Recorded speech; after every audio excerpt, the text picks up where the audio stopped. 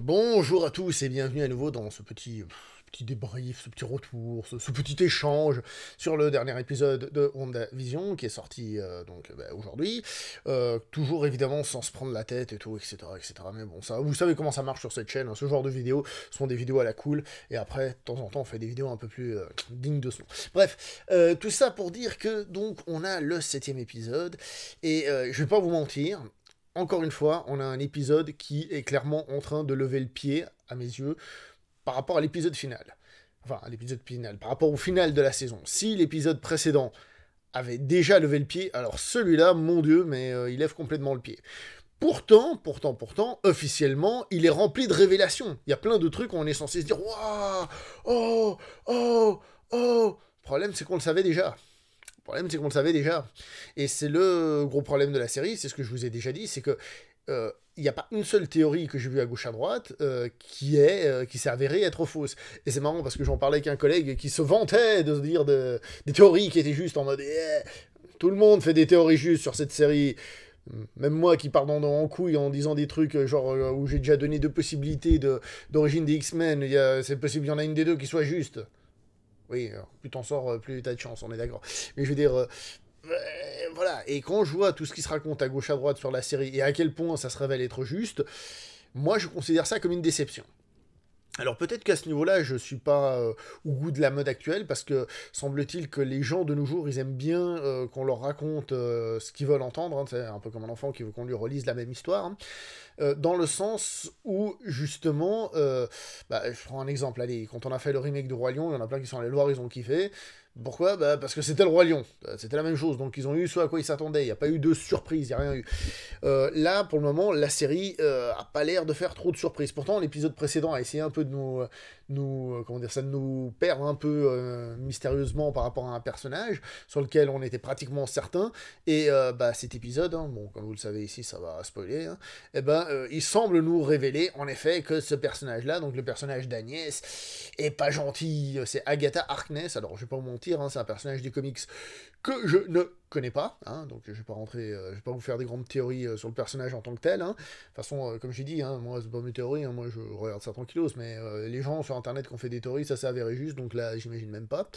Donc je disais, dans l'épisode précédent, on a essayé un peu de nous semer le trouble, et puis là, bon bah non, semble-t-il que c'est elle la méchante, ou en tout cas, peut-être pas totalement la méchante, parce que tout n'est pas très clair, mais qui en tout cas a l'air d'avoir une énorme influence, puisque le moment où le personnage de Monica Rambeau se retrouve devant le personnage de Wanda, que des fois j'appelle WandaVision, comme vous voyez dans les vidéos, déjà, Wanda, t'as envie de lui coller des claques, hein, mais je veux dire, le personnage donc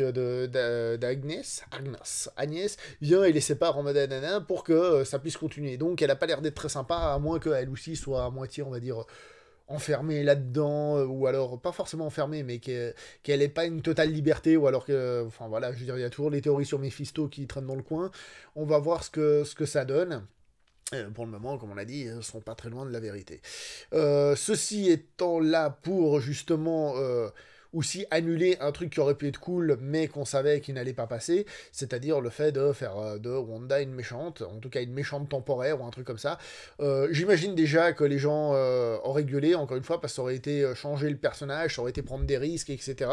Et donc ils préfèrent respecter le personnage. Bon, ça c'est pas un souci, mais c'est juste que ça va encore une fois dans le sens des choses qu'on avait prévues.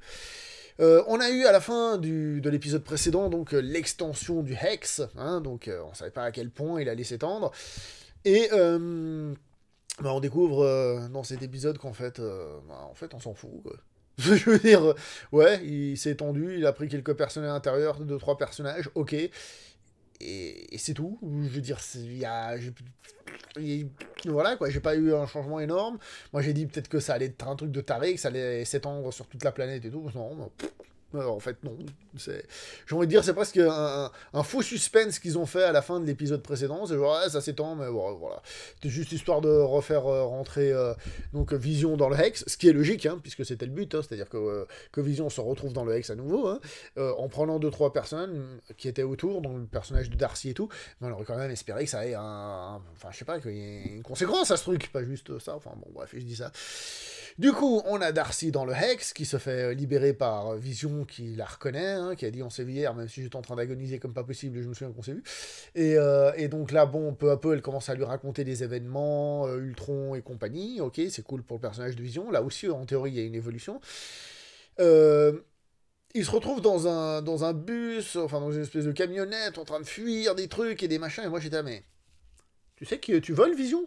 Enfin, je veux dire, ils font tout ça. Ensuite, ils font le passage où ils essayent d'avancer sur un carrefour et ils sont toujours bloqués par des trucs. Donc, petite référence, semble-t-il, au Truman Show, hein, où il y a aussi ce genre de choses.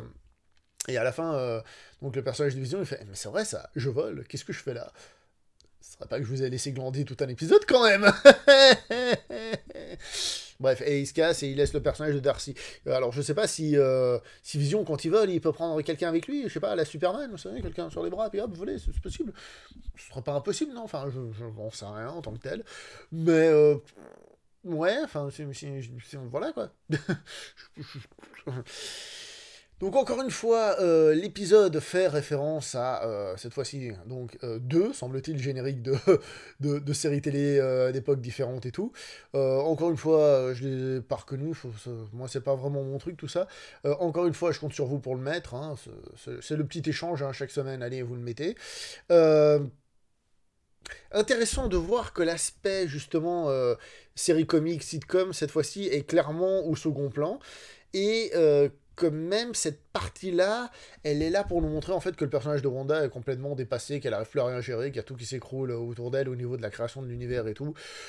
Ouais, montrer qu'elle est perdue, ok, bon, ouais, c'est cool, au moins ça sert à quelque chose. Hein. L'épisode précédent, je disais qu'il y avait 3 parties et que cette partie-là ne servait pas à grand-chose. Là, au moins, elle est utile, dans un certain sens. Ok, cool, voilà.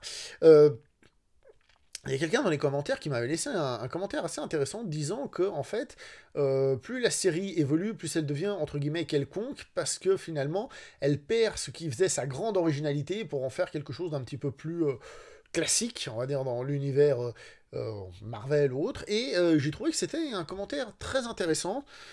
Et qui méritait qu'on réfléchisse un peu dessus. Alors je suis d'accord, même si après, si c'est juste pour faire une série qui fait du sitcom, bah autant regarder un sitcom. Hein. Si c'est pour regarder un sitcom des années 60, bah vous avez kiffé l'humour des premiers épisodes, bah regardez des sitcoms de cette époque-là, puis voilà.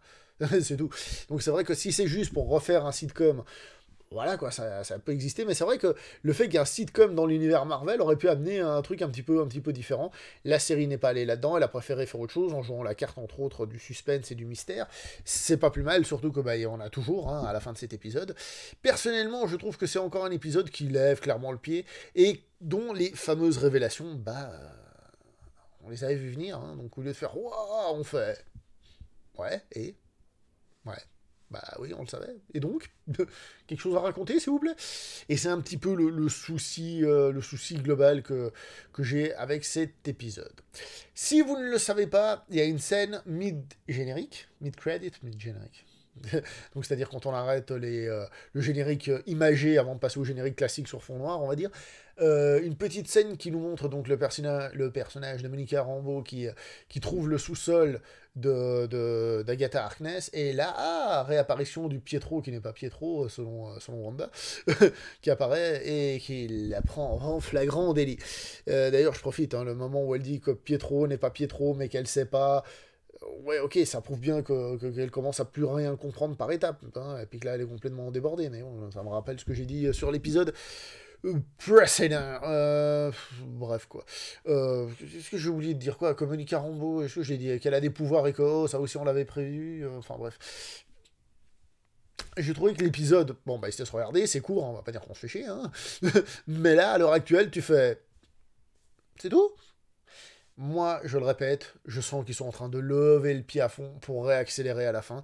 Et ça m'énerve de sentir ce côté très, comment dire ça, prévisible à ce niveau-là. Peut-être que ça va pas être le cas, mais voilà, bref. Je vais m'arrêter là pour cette petite vidéo. N'oubliez pas le like de l'amour, le partage de l'amitié, l'abonnement sexuel. Et portez-vous bien. Allez, ciao tout le monde.